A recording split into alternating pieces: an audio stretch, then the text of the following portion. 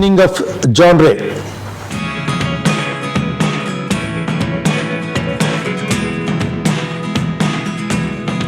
అంటే సినిమాని ఒకే కథని రకరకాలుగా చెప్పొచ్చు. అది మీకు వర్క్షాప్లో కూడా చాలా ఎగ్జాంపుల్తో చెప్పాను. యాక్చువల్గాను ఒకే కథని ఎలా చెప్పడం అంటే ఒక 11 o'clock లేట్గా ఆఫీస్ అవ్వడం వలన అవి ఇవి కొనుక్కునే వాళ్ళు మధ్యలో చెప్తే ఆ స్కూటర్ మీద వెళ్తూ ఉంటాడు. వెళ్ళి సందులో తిరిగి ఎర్రగడ్డ అని తిరిగి మొత్తాన్ని ఏదో ఒక చోట వెళ్తున్నప్పుడు ఒక ఫ్లాట్లో పెద్ద స్క్రీమ్ వినిపిస్తుంది. ఆ స్క్రీమ్ అంటే అరుపు.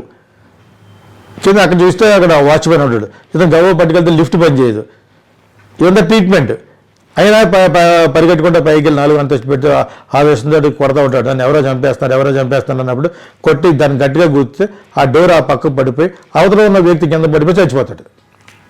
అయ్యో ఈ నా భర్త చంపేసేవంటది. ఇది ఇతివృత్తం, సంఘటన, main plot.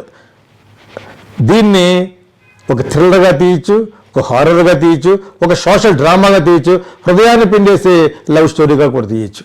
That is called genre. నువ్వు ఏది సెలెక్ట్ చేసుకుంటావో దాన్ని బట్టే మిగతా క్యారెక్టరిస్టిక్స్ పుడతాయి ట్రీట్మెంట్లో, దాన్ని బట్టే మిగతా సంఘటనలు, దాన్ని బట్టే కెమెరా మూమెంట్స్ కూడా ఉంటుంది. చాలామందికి తెలియని విషయం ఏంటంటే జోనర్ ఆఫ్ ద మూవీ తెలిసిన తర్వాతే కెమెరా యొక్క ఎక్విప్మెంట్, కెమెరా ఎలా నడపాలి, ఏ విధంగా ట్రీట్మెంట్ చేయాలనేది డైరెక్టర్ ప్రొడ్యూసర్కి ఆ మాత్రం లోకజ్ఞానం ఉంటే సినిమా బాగుంటుంది.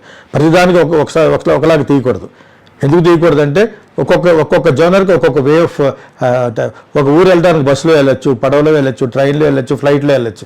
ఫ్లైట్లో వెళ్తే గంటలో వెళ్తావు, పడవలో వెళ్తే 10 రోజులు వెళ్తావు, షిప్ మీద 10 రోజులు వెళ్తావు, ట్రైన్ మీద బస్సు మీద మారుతాయి. సో దీస్ ఆర్ ఆల్ జోనరీస్ అంటారు యాక్చువల్గా.